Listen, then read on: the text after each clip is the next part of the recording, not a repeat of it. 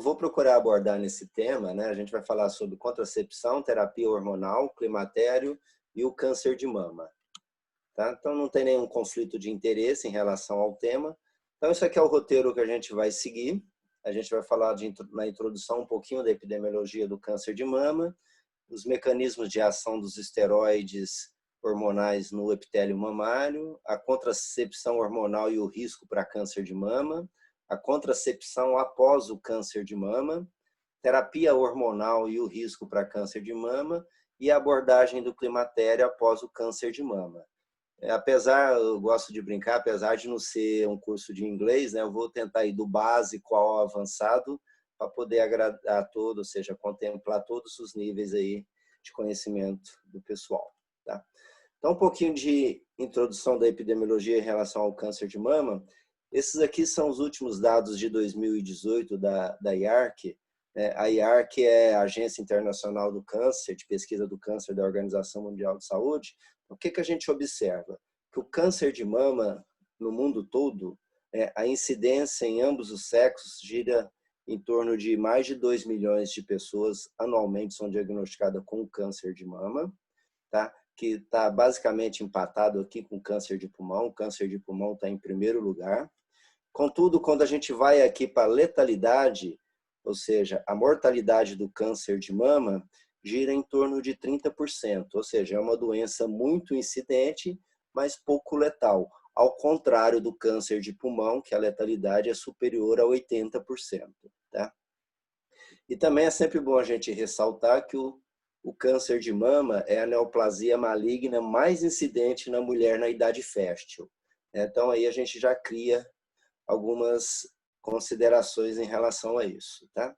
Trazendo para uma corte mais nossa aqui, mais nacional, esse também aqui são dados do IARC, publicado em 2013, onde a gente pode observar 3 cortes aqui do Brasil. Aqui é a região de São Paulo, Goiânia e Cuiabá. Tá? Então, o que a gente observa em relação à epidemiologia dos câncer de mama nessas 3 cortes nossas? Ou seja, de 34% a 50% dessas pacientes estavam na MENACM, ou seja, então vão necessitar de um planejamento familiar, tanto da parte de fertilização assistida, como na parte de contracepção. Boa parte dessas pacientes teve a menopausa induzida pelo tratamento, ou seja pela quimioterapia, ou seja, pelo bloqueio, né, do eixo no uso de análogo, que também é comum na paciente na MENACM, dependendo do tipo de câncer, a gente bloquear o eixo para diminuir a taxa de recorrência e aumentar a sobrevida. E boa parte dessas pacientes que já estavam na menopausa terão os seus sintomas agravados, queira pelo tamoxifeno, que é um SERM, que piora muito as ondas de calor dessas pacientes, queira pelos inibidores de aromatases, certo? Que vai aumentar os efeitos músculo-esqueléticos, osteoporose e fratura dessas pacientes. Ok? Então, em relação aos mecanismos de ação dos esteroides, vamos recordar um pouquinho aqui. Tá? Ou seja, então, os receptores de esteroides, né, são receptores nucleares. Tá? É o que a gente chama de receptor ligante ativado. Aqui a gente tem o esteroide hormonal. Quando a gente fala em esteroide hormonal, a gente abrange todas as classes, né? Todos os estrogênios, ou seja, o estriol, o estradiol, a estrona e a progesterona. Esses esteroides se ligam no receptor, forma o complexo ligante ativado, vai aqui no receptor do DNA, faz essa transcrição para o RNA e faz a produção de proteínas e de fatores de crescimento que vai alterar e programar o desenvolvimento das células, tá certo? E aqui a gente tem os 2 principais receptores que nós temos, que é o receptor de progesterona, localizado aqui na estrutura do DNA, no cromossomo 11. O receptor de progesterona tem uma particularidade. É o único receptor com 2 isoformas, que a gente chama a isoforma A e a isoforma B. A gente pode observar que a isoforma A ela é menor do que a isoforma B, devido à ausência desse fator amino terminal aqui. Isso aqui dá uma particularidade na função dessa isoforma A. E no cromossomo 6, a gente tem o receptor de estrogênio alfa, tá? Que é o mais atuante na mama. Os receptores de estrogênio são dois, né? O receptor de estrogênio beta, que está localizado em outro cromossomo, que é o cromossomo 14. Contudo, a real função desse receptor de estrogênio beta não está muito definido ainda no epitélio mamário. Então, sempre que a gente lê de receptor de estrogênio mamário, a gente está falando do receptor de estrogênio alfa, que é o que está mais definido e mais estudado na literatura. Tá? Então, qual é o mecanismo de ação desses esteroides no epitélio mamário?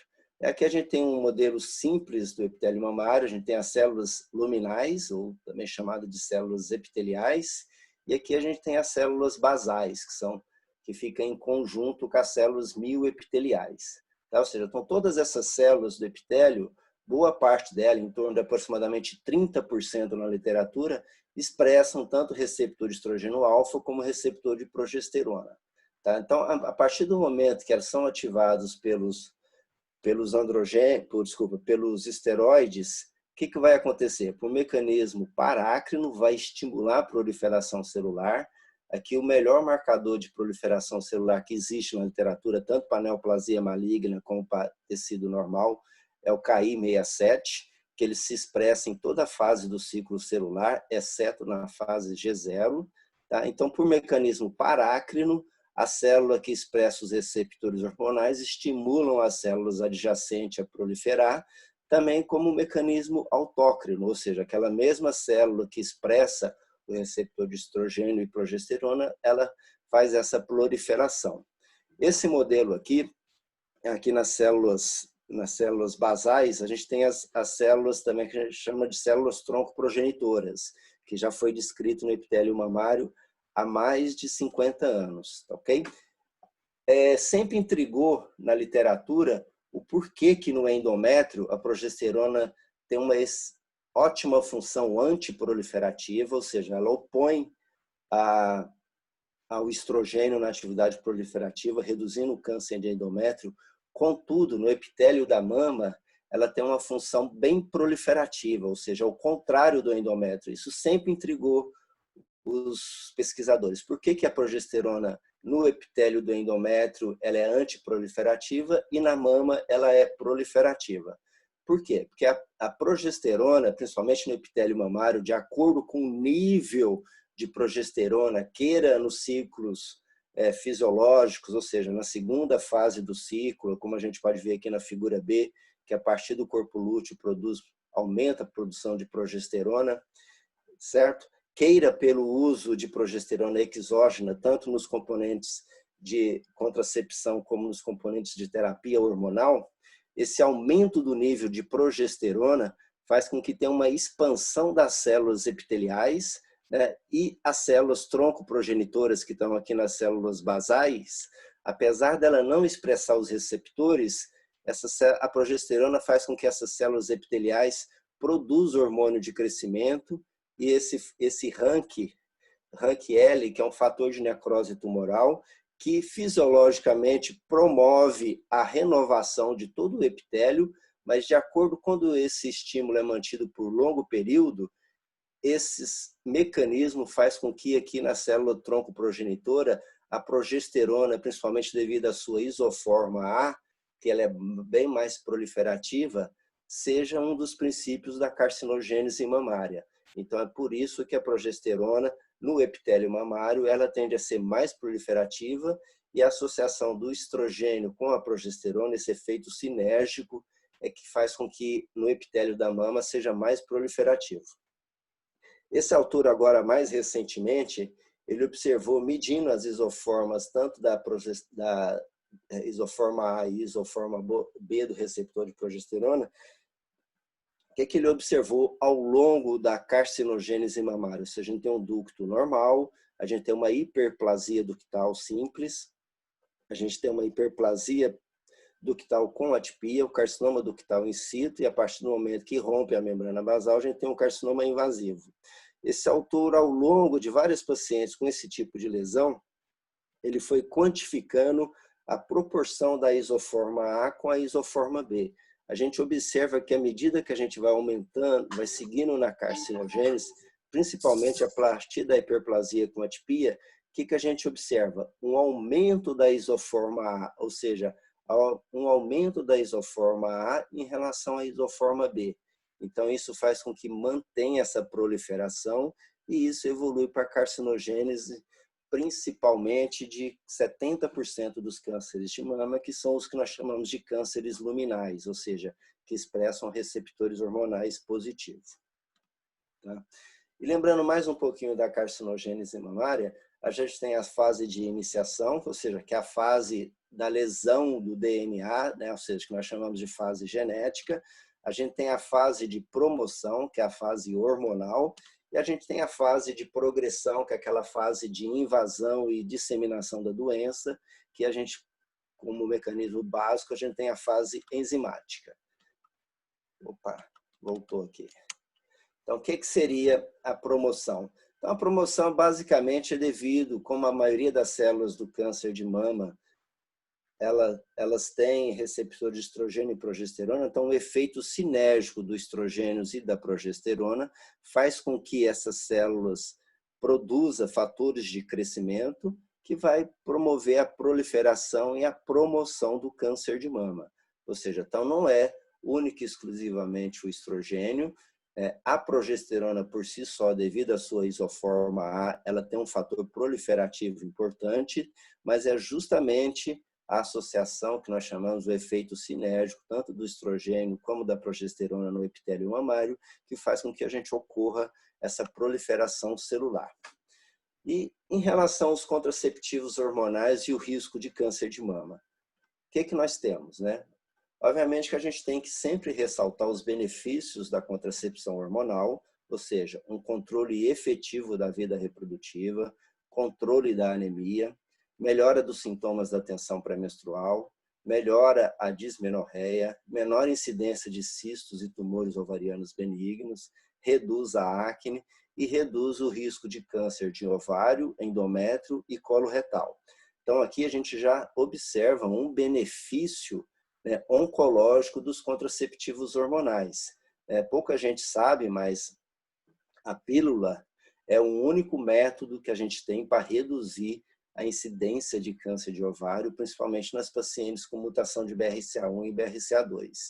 Ou seja, então os contraceptivos têm benefícios oncológicos também. Contudo, em relação aos malefícios dos contraceptivos, a maioria de nós sabemos, ele aumenta o risco de tromboembolismo venoso, o infarto do miocárdio, os acidentes cérebroencefálicos e aumento do risco do câncer de mama. Então, é justamente esse aumento do risco de câncer de mama que ele é controverso na literatura. A gente vai ver estudos que mostram que o contraceptivo aumenta o risco de câncer de mama e a gente vai ver estudos que não. Esses aqui são os principais que nós consideramos de um desenho clínico bem feito, tá? Por quê? Porque é difícil avaliar a contracepção hormonal, porque o direito reprodutivo é um dos direitos universais, né? Não tem como a gente randomizar paciente, falar você engravida e você não engravida, você usa pílula ou você não usa pílula. Então, os modelos que a gente tem de estudos, são estudos de corte e sem intervenção. A gente não pode intervir de forma direta assim na vida reprodutiva das pessoas. Então, o que a gente tem de estudos? Já desde 1996, esse estudo colaborativo, que é um estudo tanto da América do Norte, ou seja, Estados Unidos e Canadá, e vários países da Europa, num total de 24 países, que fizeram um estudo de corte, Isso aqui é uma meta-análise, um estudo de corte de 1:2, ou seja, pegaram mais de 50 mil mulheres com câncer de mama e o grupo controle mais de 100 mil mulheres sem câncer de mama. Então, o que eles foram fazendo uma análise, o que eles observaram? Que durante o uso atual da pílula tem um risco relativo de 1,24, ou seja, durante o uso aumenta em 24% o risco de câncer de mama. Contudo, com o passar do tempo, ou seja, após o término do uso da pílula, o que eles foram observando? Que de 1 a 4 anos, esse risco cai para 1,16, ou seja, um risco relativo de 16%. Aqui a gente vê o 1, ou seja, então ainda é estatisticamente significativo. E até por 9 anos, esse risco cai significantemente, ou seja, para 7%, mas continua sendo estatisticamente significativo, porque não passa pelo o número 1 aqui. A partir do 10º ano, a gente pode ver que o intervalo de confiança cruza o número 1, então esse risco relativo deixa de ser significante a partir do 10º ano do término de uso. Tá? Contudo, teve um estudo mais recente, que é considerado o melhor estudo que nós temos em relação ao uso de contracepção hormonal e o câncer de mama. Foi publicado em 2017 no New England. Então, esse estudo é uma coorte prospectiva dinamarquesa, de mais de 1.800.000 mulheres dinamarquesas. O tempo de acompanhamento foi em torno de 10 anos dessas pacientes que usaram anticoncepção hormonal. Então, é um estudo muito abrangente que avaliou praticamente todas as formas do uso dos contraceptivos hormonais. Então, o que esses autores observaram? Né? Com o uso menor que 1 ano de contraceptivo hormonal e de 1 a 5 anos, não tem aumento de risco relativo quando se trata do câncer de mama. Contudo, a partir do risco do uso, de 5 a 10 anos, com término recente, ou seja, com menos de 1 ano de término, esse risco relativo passa para 1,33, ou seja, 33%, e foi estatisticamente significativo, como a gente pode observar pelo intervalo de confiança, que não passa pela unidade 1. Até 5, 10 anos do uso recente, esse risco continua sendo significativo, ou seja, de 30%, e estatisticamente significativo. E esse risco ele é maior ainda aquelas pacientes que usam contraceptivo hormonal por mais de 10 anos e que é um término recente, ou seja, menos de 1 ano do término. Esse risco relativo é de 52% e foi estatisticamente significativo, como a gente pode observar pelo intervalo de confiança. Ele é abrangente porque foi o único estudo que avaliou praticamente todas as formulações do uso dos contraceptivos, queira os métodos hormonais, queira os métodos orais, queira os métodos combinados, os PESH, o anel vaginal, os progestagênicos isolados e o DIU, né, de progesterona de levonorgestrel. E a gente observa, tá, que o efeito maior, ou seja, o maior efeito colateral foi o progestagênico isolado, que é o levonorgestrel, com um risco de 1,93, ou seja, 93% de aumento de risco, e foi estatisticamente significativo, como a gente pode observar. Os outros, o segundo mais comum, e é o maior risco entre os contraceptivos orais, combinados orais, é a associação de etinil e estradiol, em baixas dosagens, de 20 a 40 miligramas, e associada à ciproterona, que é o progestagênico com risco relativo de 1,44% e 44%, e é estatisticamente significativo. A segunda forma dos orais, dos combinados orais, também tem o levonorgestrel como o progestagênico com risco relativo de 1,33 e foi estatisticamente significativo também. E, para surpresa de muita gente, né, o sistema intrauterino de liberação de levonorgestrel, que na época dessa avaliação, né, o único que tem era o Mirena, também teve um risco relativo significativo de 1,21, 21% de aumento de risco, e esse risco também foi estatisticamente significativo. Né?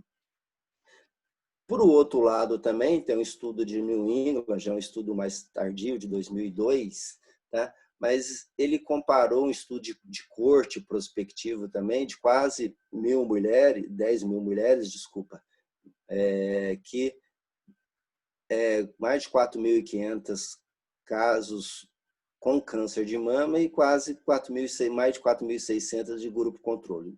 Tá? Então, ele observou, quando compara com aquelas que não usaram, independente do tempo de duração e do tempo após o uso, ele não observou nenhum aumento de risco do câncer de mama.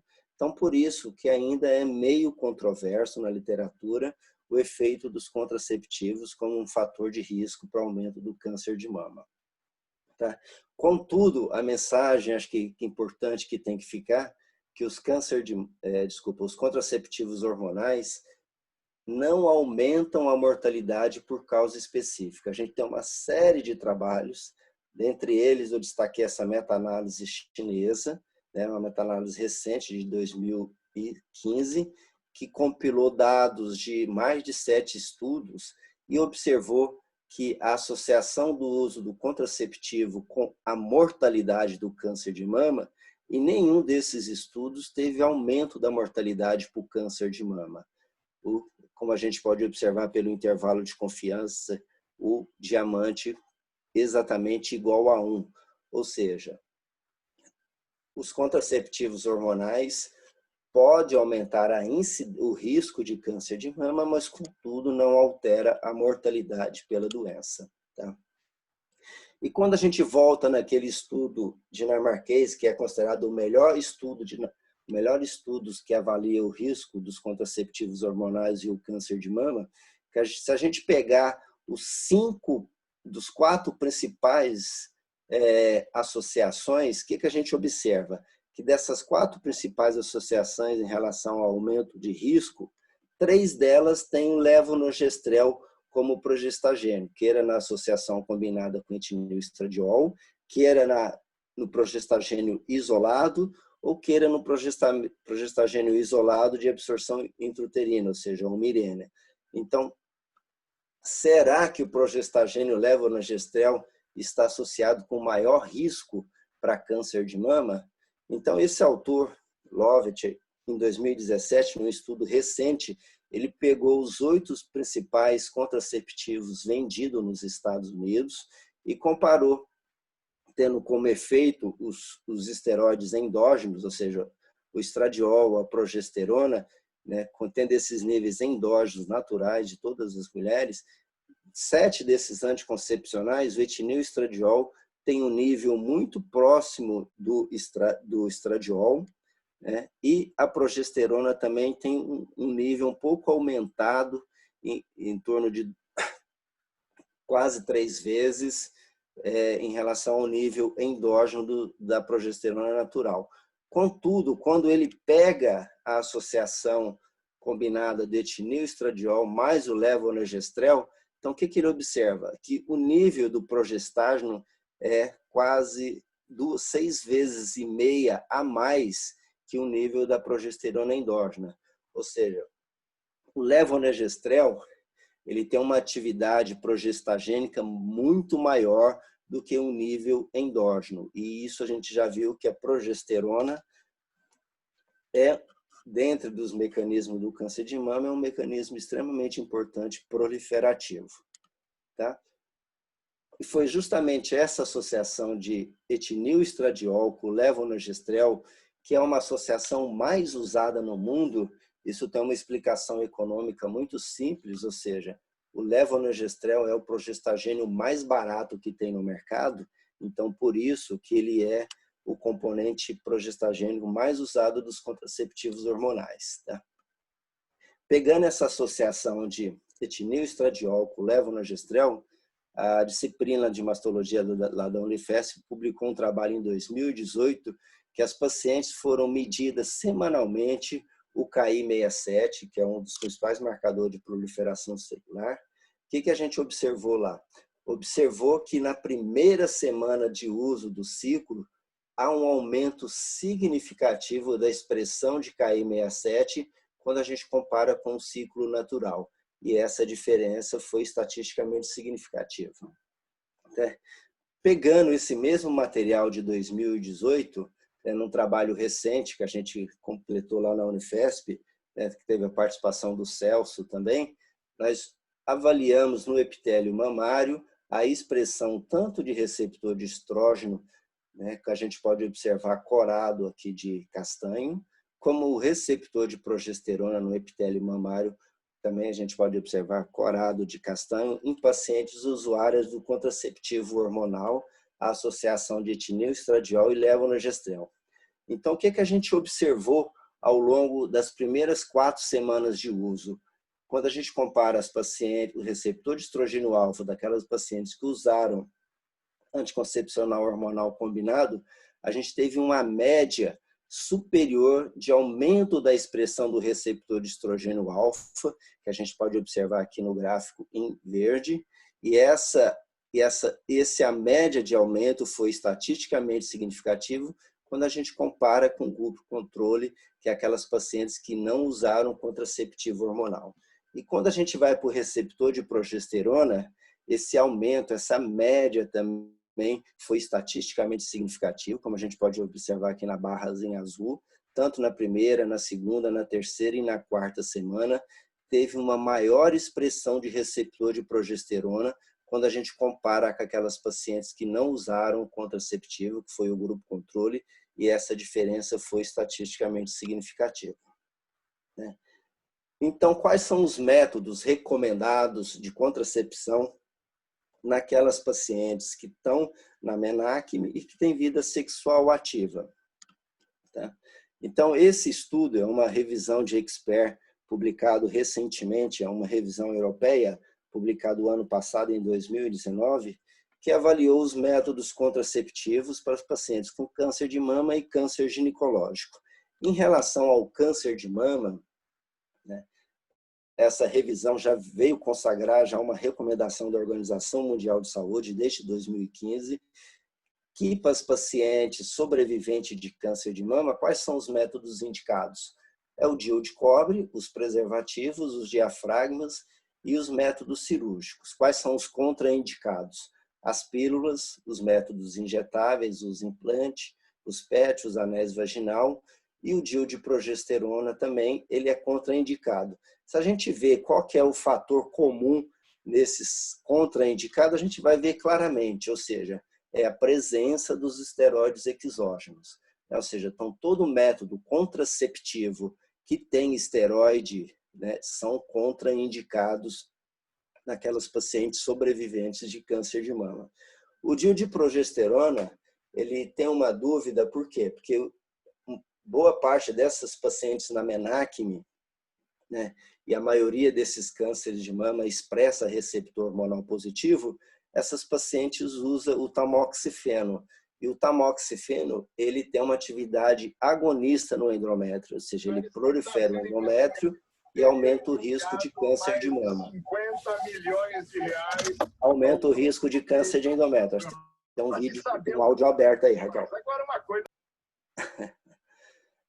Tá certo? Então, o tamoxifeno, ele aumenta o risco de câncer de endométrio, e o DIU de progesterona, principalmente com levonorgestrel, que ele é o mecanismo, que é o progestágeno que é associado com mirena, seria teoricamente seria um método ideal, porque diminui a proliferação do endométrio, diminui esse risco de câncer de endométrio nessas pacientes usuárias de tamoxifeno. Contudo, a gente tem poucos estudos que avaliou a segurança do DIU de progesterona em relação ao câncer de mama. Então, os únicos dois estudos são esses de 2007 e 2000, que a gente observou uma tendência de aumento na recorrência, 74% de aumento de recorrência. A gente observa que o intervalo de confiança passa pelo 1, aqui também passando pela unidade 1, e não é estatisticamente significativo, mas aumenta essa recorrência. E quando a gente vê a mortalidade dessas pacientes que estavam com mirena e usando tamoxifeno, a gente observa que não teve aumento na mortalidade dessas pacientes. A gente viu que aumenta a recorrência, mas esse aumento de recorrência não foi estatisticamente significativo, mas não aumenta a mortalidade. Mas a gente tem que lembrar desse viés que nós chamamos de viés do efeito cobaia. O que é esse viés? Pacientes que normalmente faz parte de ensaios clínicos, elas são seguidas, acompanhadas mais rigorosamente, então elas tendem a ter uma evolução melhor do que a população geral. E a gente sabe que tanto no diagnóstico precoce do câncer inicial, como no diagnóstico precoce da recorrência, impacta grandemente na mortalidade das pacientes. Tá? E a terapia hormonal e o risco de câncer de mama? O que a gente tem na literatura? A gente tem 3 grandes estudos, né? Eu vou abordar principalmente o que são considerados os melhores desenhos, né, que nós chamamos, que é também um estudo colaborativo de 2017, que é aquele mesmo grupo da América do Norte e da Europa, e o WHI. O Million a gente vai não falar porque é um estudo que tem uma metodologia muito controversa, que é um estudo feito por telefone das pacientes do Reino Unido, então é um estudo que é considerado do ponto de vista metodológico não o ideal. Então, o que esses autores desse estudo colaborativo também, de mais de 51 estudos epidemiológicos de 24 países, né, América do Norte e Europa, um grupo caso controle também, pegando mais de 50 mil pacientes com câncer de mama e o grupo controle mais de 100 mil mulheres sem câncer de mama. O que eles observaram? Aquelas pacientes que fazem terapia hormonal por 5 a 9 anos, terapia combinada, tem um aumento de risco de 31%, e a gente pode observar que esse aumento de risco foi estatisticamente significativo.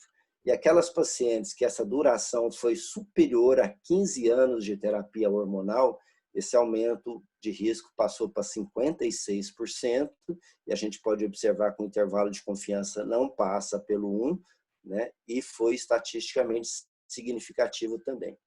Ou seja, aqui a gente tem em escuro o risco habitual das pacientes, o risco até 5 anos, que é esse primeiro tracejado aqui, a gente observa um aumento discreto, contudo, a partir de 5 anos, a partir de 10 anos de uso de terapia hormonal, esse aumento de risco vai aumentando ao longo da vida das pacientes. Tá? E aqui o famoso WHI, né? Essa aqui é uma publicação, uma atualização de 2013. Né? O WHI é que nós chamamos de um mega trial, é um estudo prospectivo, randomizado, placebo controlado. O estudo avaliou mais de 27 mil mulheres, 16 mil mulheres com útero, que fizeram o uso do estrogênio equino conjugado, com associação com acetato de medroxiprogesterona, e quase mais de 10 mil mulheres que não tinham útero, que fizeram o uso do estrogênio isolado, que no caso o estrógenos equinos conjugados, estrogênios equinos conjugados. Então, o que esses autores observaram? Observaram que a partir de 5,6 anos que o estudo teve que ser interrompido, a expectativa de uso de terapia hormonal era por 10 anos, mas no 5º ano, o controle observou que o aumento de risco de 28% era significativo, então o estudo teve que ser suspenso naquelas pacientes que usaram a terapia hormonal combinada. Tá? E esse aumento de risco de 28%, o P foi estatisticamente significativo, a gente pode observar aqui em vermelho, que também não cruza o intervalo de confiança, então foi estatisticamente significativo. Ao contrário das pacientes que usaram estrogênio isolado, tá? Teve uma redução do risco de 21%, né, que a gente pode observar aqui em azul, e essa redução de risco foi estatisticamente significativo. E isso aqui é um dado indireto que a gente observa o efeito dos progestagênios no epitélio mamário, que faz com que aumente o risco. Ou seja, terapia hormonal combinada, que do ponto de vista ela é obrigatória para proteger o endométrio das pacientes que têm útero, né? Ela é deletéria, com aumento de risco significativo. Contudo, naquelas pacientes que não têm útero, que se pode usar a terapia isolada, ele passa a ser protetivo, ou seja, diminui o risco em 21%, e essa redução de risco foi estatisticamente significativa. Então, como abordar o climatério naquelas pacientes sobreviventes do câncer de mama? Tá? A terapia hormonal é segura para essas pacientes que já tiveram câncer de mama, independente se expressa ou não receptores hormonais? Tá? Então, teve essa meta-análise publicada agora recentemente, em 2019, que avaliou justamente os estudos que a gente tem daquelas pacientes que já tiveram câncer, que tinham uma sintomatologia climatérica extremamente importante, e essas pacientes foram randomizadas para usar ou não usar a terapia hormonal. A gente não tem muitos estudos, a gente tem 4 estudos, né, que avaliou essa terapia hormonal com N relativamente pequeno, que a gente pode observar o total de pacientes. Então, o que essa meta-análise observou? Que naquelas pacientes com câncer de mama que fizeram uso de terapia hormonal, teve um aumento da recorrência de 46%. A gente pode observar que foi estatisticamente significativo, porque não passou, a gente pode ver que o diamante aqui não cruza o 1. Tá? Contudo, quando a gente vai para a mortalidade de câncer específico dessas pacientes, não teve um aumento significativo. E, mais uma vez, a gente tem que lembrar do efeito cobaia, ou seja, essas pacientes são acompanhadas rigorosamente, né? Uma recorrência é diagnosticada precocemente, com uma intervenção a contento, e isso melhora o desfecho, ou seja, então a gente sempre tem que ter isso em mente, ou seja, paciente que faz parte de ensaios clínicos, elas têm um acompanhamento, um diagnóstico precoce e tem o que a gente chama de viés do efeito cobaia, ou seja, elas são melhores do que a população em geral. Então, como manejar o climatério após o câncer de mama, já que a gente não pode usar o que é mais efetivo no tratamento das desordens do climatério na mulher. Tá? Tem essa revisão, né, de um manejo de sintomas das pacientes na menopausa sobreviventes de câncer de mama, uma revisão recente, agora de 2017, tá? Que avaliou várias medicações, né? Os inibidores da recaptação da serotonina e da noradrenalina, né? A paroxetina, a venlafaxina, a desvenlafaxina, o citalopram, né? O escitalopram e os anticonvulsivantes, a gabapentina e a pregabalina. Tá? Então, o que eles avaliaram? Tanto aqui nas barras de cima, a gente tem a frequência desses efeitos, né? dessas alterações do climatério, principalmente as ondas de calor e a insônia dessas pacientes. A gente tem a frequência e a intensidade. Essas barras brancas aqui são os estudos que tiveram o placebo controlado, né? Desses estudos, a gente observa aqui 2 deles não foram placebo controlado em relação à frequência, né? Então, a paroxetina teve uma redução da frequência dessas, principalmente das ondas de calor, quando se compara ao placebo. A venlafaxina também teve uma redução significativa quando a gente compara com o placebo. A desvenlafaxina também teve uma diminuição na frequência. O citalopram não teve uma comparação com o placebo, mas teve uma redução perto de 50%. O escitalopram teve uma melhora, mas a gente pode ver que o intervalo de confiança se cruza com o placebo aqui, então não foi estatisticamente significativo. A gabapentina tem uma redução na frequência em torno de 50% e foi estatisticamente significativo. E a pregabalina também teve um bom efeito, principalmente na redução de calores. Ou seja, então, essas medicações, tanto os inibidores da recaptação da serotonina, como os anticonvulsivantes, gabapentina e pregabalina, eles atuam reduzindo tanto a frequência como a intensidade desses sintomas do climatério, né, que alteram muito a qualidade de vida das pacientes, principalmente as ondas de calor, a irritabilidade e a insônia, né? Contudo, a gente tem que observar, né, para as pacientes usuárias de tamoxifeno, que é a medicação que mais salvou a mulher contra o câncer de mama e que praticamente as mulheres com receptores hormonais positivos usam, né, principalmente se está na transição do climatério, ou seja, está ali entre a perimenopausa, é uma droga mais usada. Tem 3 medicações, né, que é os inibidores da recaptação da serotonina, que é a paroxetina, o citalopram e o escitalopram, que competem com a enzima que converte o tamoxifeno no seu metabólico ativo, que é o endoxifeno. Essa enzima é o CYP2D6, Então, essas drogas competem com essa enzima e tende a diminuir o efeito do tamoxifeno. Então, paciente com câncer de mama que usa tamoxifeno tem que evitar o uso da paroxetina, do citalopram e do escitalopram. As outras medicações, todas as pacientes, usuárias ou não usuárias de tamoxifeno, podem usar, ou seja, a venlafaxina é a mais usada na dose de 70 a 150 miligramas por dia. Tá? Depois vem a desvenlafaxina e os anticonvulsivantes, que a gente vê que também tem um efeito importante tanto na redução da frequência como da intensidade dessas pacientes com câncer de mama. Então, a gente pode usar tanto a gabapentina como a pregabalina para essas pacientes.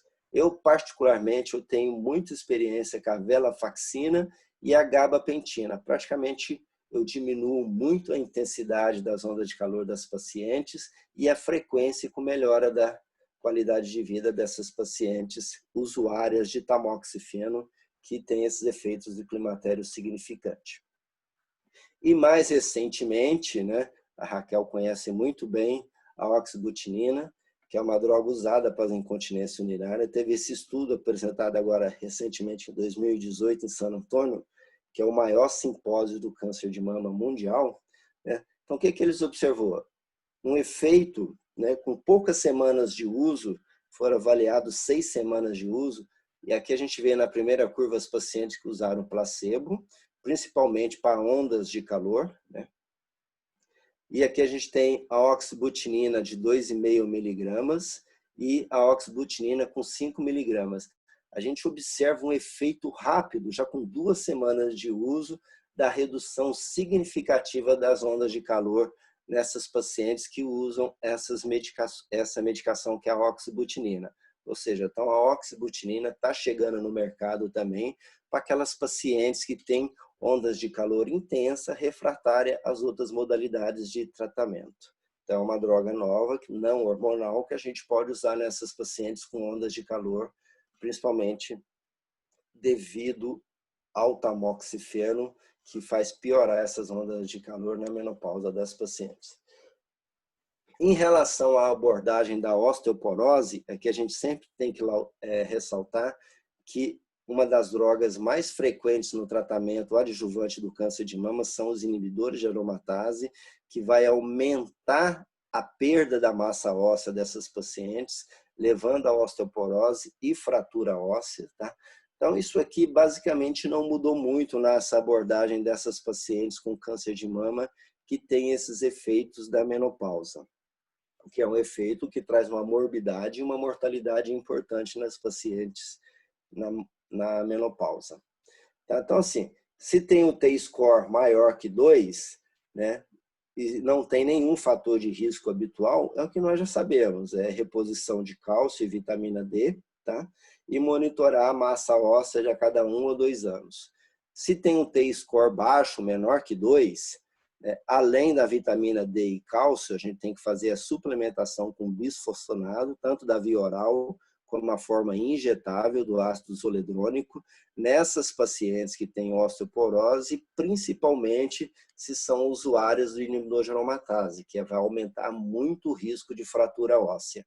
E aquelas pacientes que têm o T-score intermediário, mas que apresenta fatores de risco também, ou seja, tem idade maior que 65 anos, baixa índice de massa corpórea, antecedente de fratura óssea, uso de corticosteroides, tabagista, ou seja, essas pacientes a gente tem que abordar também como aquelas pacientes do T-score baixo, apesar de ser intermediário, tem que fazer a mesma abordagem de bifosfonado, vitamina D e cálcio para essas pacientes e acompanhar de perto a massa óssea dela, porque essas pacientes apresentam um risco significativo de fratura óssea, né? E devido ao hipoestrogenismo causado principalmente pelos inibidores de aromatase, né, que bloqueia a conversão de androgênios em estrogênios periféricos, a gente tem a síndrome gênito-urinária, que são uma série de alterações, dispauremia, diminuição de rugor, elasticidade da vagina, que causa um transtorno importante nessas pacientes, principalmente com vida sexual ativa, tá? E que está surgindo com grande força, né? Mas ainda falta estudos prospectivos, né, randomizados do laser vaginal para essas pacientes sobreviventes com câncer de mama.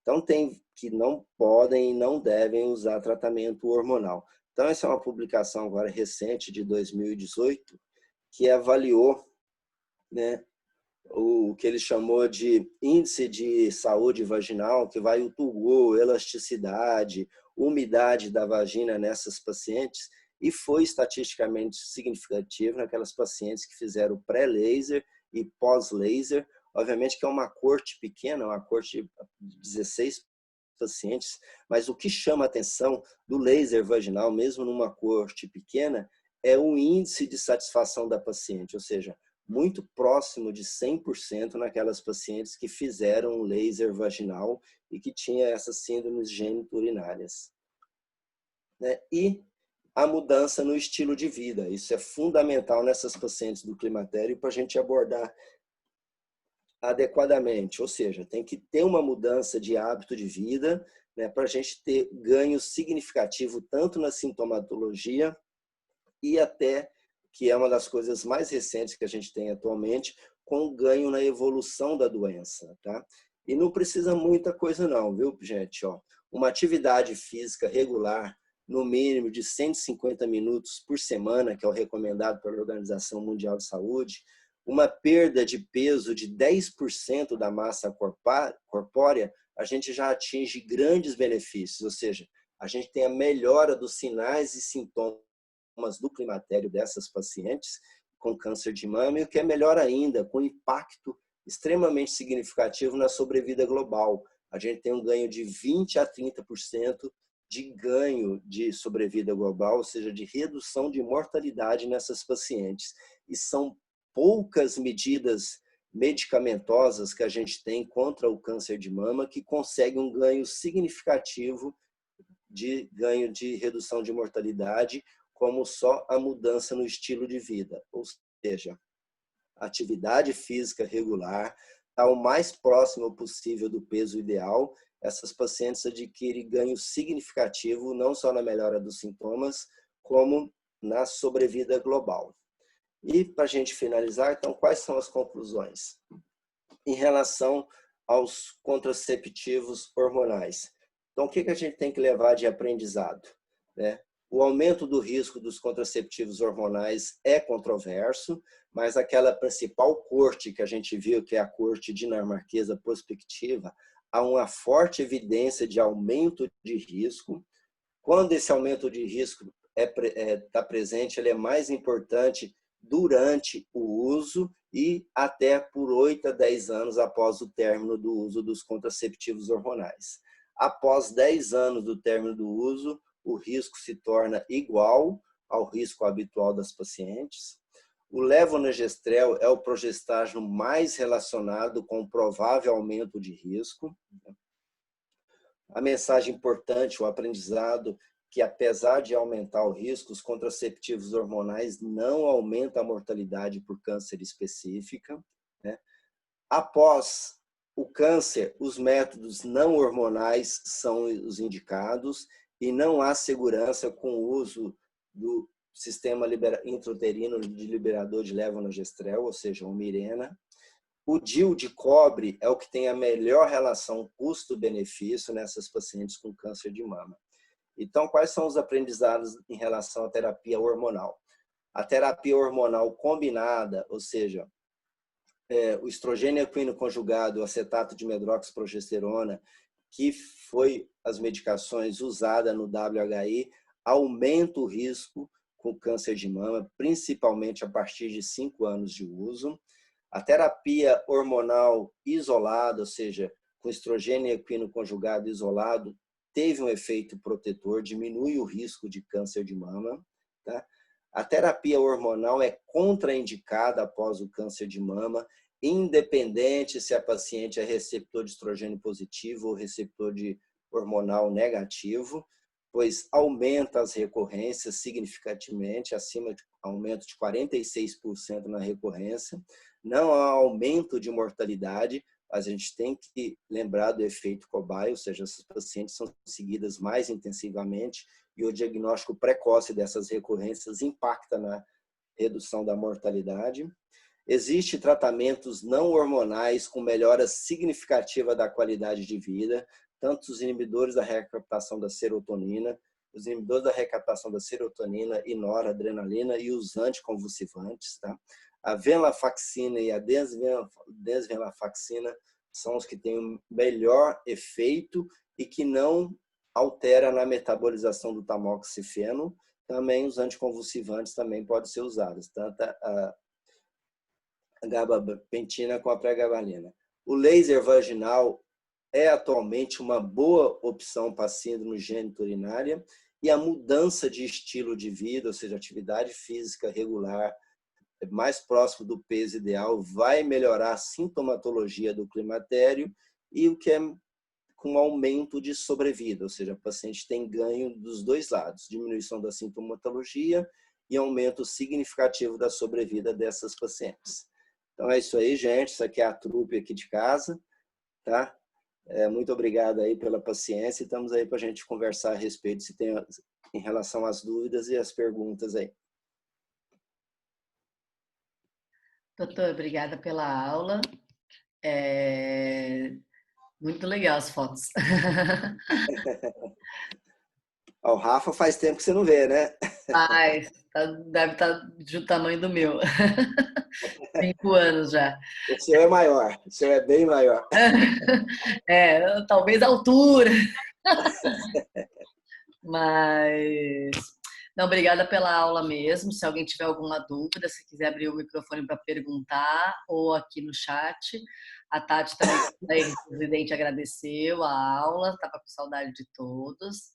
Obrigada, Tati, por ter vindo. E eu achei bem interessante. Eu não sabia da oxibutinina para essa pesquisa em relação a calor, a fogachos. E olha que a gente estuda bastante. É altamente efetiva, né? Com 2 semanas de uso já reduz drasticamente, né? Obviamente tem uns efeitos colaterais que você sabe muito bem, né? Sim, por ser mas é impressionante, porque para a incontinência também a curva para você perceber que a paciente tem aceite e realmente efetividade, é esse tempo, 14 dias também. Então, acho que é o tempo de ação dessa droga. E para você pegar o pico máximo de todas as suas, né, os seus benefícios. É interessante esse gráfico.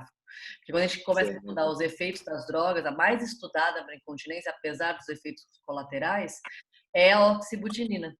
E agregando mais isso em bula, né, se começarem a colocar em relação a controle de fogacho para paciente que tem contraindicação à terapia hormonal, isso é mais um armamento e é um valor muito acessível. Se for pensar na população em geral, na população que a gente trata, às vezes no hospital, e que não tem acesso a outras opções, é excelente também. Além, é um custo-benefício grande aí que a gente consegue ter. Achei muito interessante, não conhecia. Conhecia a venlafaxina, conhecia a gabapentina, mas não conhecia a oxibutinina. Fazia tempo que eu não via. Muito legal. É a medicação que você mais usa, né? Não, uso muito. Né? A gente nem sabe que está tratando 2 coisas ao mesmo tempo, né? Que a gente tá, a nossa faixa etária é essa, né? Então, vai saber, a paciente nem sabe. Mas eu achei muito interessante, muito legal. E falar de contracepção e câncer de mama são temas muito atuais, né? E como a gente sempre conversa com os residentes, é isso que a gente precisa, né? O básico, todo mundo pode estudar no livro, mas eu acho que as reflexões sobre os temas mais difíceis, as decisões mais difíceis no consultório, vão aparecer. Mesmo que você não seja mastologista, vai aparecer a paciente que já teve alta, que já terminou um segmento e que vai precisar dessa orientação. Então, por isso que é importante para todos aí essas reflexões e para a formação deles também. E aí, Vera, matou a saudade da Amanda e da Manuela? Para quem não sabe, a Vera foi a parteira dos dois e a Raquel foi a parteira do Rafa. É um A privilégio. Vera, a Vera nos abandonou, né, Raquel? Ela Foi estava pulando o carnaval. pular carnaval no Rio de Janeiro, deixou a gente sozinho aí. Muito chique, muito chique. Seu som tá fechado, Vera. Deixa eu abrir. Pois é, você antecipou o parto, resolveu induzir com 38. Nada. O parto normal não tem muito Se tivesse jeito, né? deixado quietinho, tinha chegado a tempo. Mas estava em ótimas mãos. Sei. Então, doutor, acho que o pessoal está tímido aí com frio, mas eu vou deixar aqui um pouquinho. Ninguém tem dúvida, ninguém tem pergunta. Um Então, assim, assunto super fácil, assim, no dia a dia, né? O pessoal. Justo. Mas, Não tem, mas se alguém como tudo medicina, Joaquim. é questão de bom senso, né? Não tem muito segredo, né? Mas é importante também, se o pessoal quiser entrar em contato com o doutor, ele deixou o e-mail. Se quiser entrar em contato com a gente encaminha as perguntas para o doutor. E estudar, né? Pode estudar o tema aí para poder se aprimorar, tá bom? Agradecer, então, doutor, mais uma vez a possibilidade. A Maíra também está agradecendo, né, que foi nossa ex-residente também. Obrigada, doutora Vera. Obrigada a todos os chefes. Doutor Márcio acompanhou a aula também. Agora acho que ele acabou de sair. Doutora Roseli também agradecer a oportunidade. E vamos lá. Agradeço. Ok, então, gente. Estamos Então, bom fim conseguindo de semana manter aí a todos qualidade das aulas, mesmo com a pandemia. Justo. Até mais. Bom fim de semana a todos aí. Um abraço. Obrigada. Para você também, Joaquim. Tchau, tchau para todos. Espera aí.